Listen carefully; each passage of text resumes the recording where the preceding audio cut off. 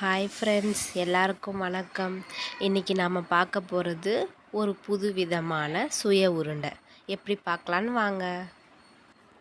This video sponsored by பைமோட் app, grocery shopping mobile app, fresh everyday shopping, easy search, fast and secure app, exclusive discount. Start shopping now. பைமோட். Download பைமோட். சுய உருண்டைக்கு நம்ம முதல்ல மேல் மாவு ரெடி பண்ணுறதுக்காக ஊற வைக்கலாம்.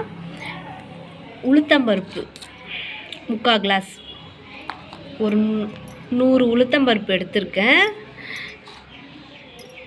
இந்த கிளாஸ் ஃபுல்லாக நீங்கள் புழுங்கல் அரிசி எடுத்திருக்கேன். ரெண்டுத்தையும் சேர்த்து ஊற வைக்கலாம். இப்போ பாருங்கள், 3/4 கிளாஸ் உளுத்தம்பருப்பு, 1 கிளாஸ் ஃபுல்லாக புழுங்கல் அரிசி. இந்த அளவில் ஊற வச்சுக்கோங்க. நம்ம ஃபஸ்ட்டு ஊற வச்சுக்கலாம்.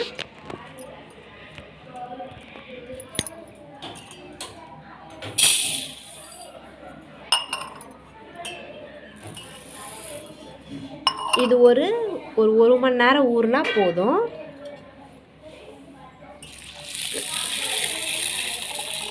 இந்த மாதிரி டிஃப்ரெண்ட்டான முறையில் சுய உருண்டை செஞ்சு பாருங்கள், சூப்பராக இருக்கும். கடலப்பருப்பு ஒரு 1/4 கிலோ கடலப்பருப்பு எடுத்திருக்கேன். அந்த கடலப்பருப்பை நல்லா தண்ணி ஊற்றி கழுவி க்ளீன் பண்ணி வச்சுருக்கேன். அதில் இப்போ தண்ணி ஊற்றி ஒரு குக்கரில் ஒரு 2 விசில் வச்சா போதும். மூடி போட்டு வச்சிடலாம். இப்போது ஒரு 2 விசில் வந்ததும் ஆஃப் பண்ணிடலாம். உளுந்தும் அரிசியும் அரைச்சி முடிச்சாச்சு.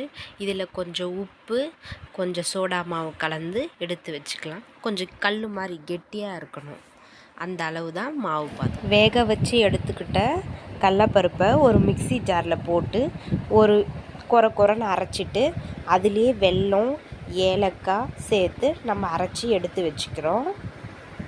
இந்த மாதிரி சின்ன சின்ன உருண்டையாக எடுத்து வச்சுக்கலாம்.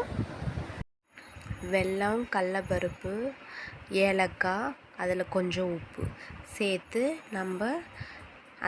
நம்ம அரைச்சி வச்ச மேல் மாவில் இந்த மாதிரி தொட்டு எடுத்து நல்லா எண்ணெயை காய வச்சுட்டு இந்த மாதிரி எடுத்து நம்ம போண்டா மாதிரி போடணும்.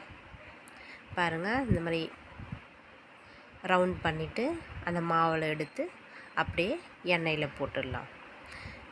இந்த மாதிரி செஞ்சு பாருங்கள், சூப்பராக இருக்கும். ஒரு டிஃப்ரெண்ட்டான முறையில் இருக்கும். பசங்களும் விரும்பி சாப்பிடுவாங்க. நல்லா எண்ணெயில் போட்டு நல்லா பொன்னிறமாக வரணும். கொஞ்சம் நேரம் வேக விடணும். திருப்பி விடுங்க. அப்போ தான் கொஞ்சம் சைடில் எல்லா பக்கமும் அந்த மாவு வெந்து வரும். நல்லா வெந்த பிறகு பொன்னிறமாக வரும்போது ஒன்றா எடுத்து வச்சுக்கலாம். சுய உருண்டை ரெடி ஆகிடுச்சு. இப்போ பாருங்கள், பிரித்து பார்க்கலாம்.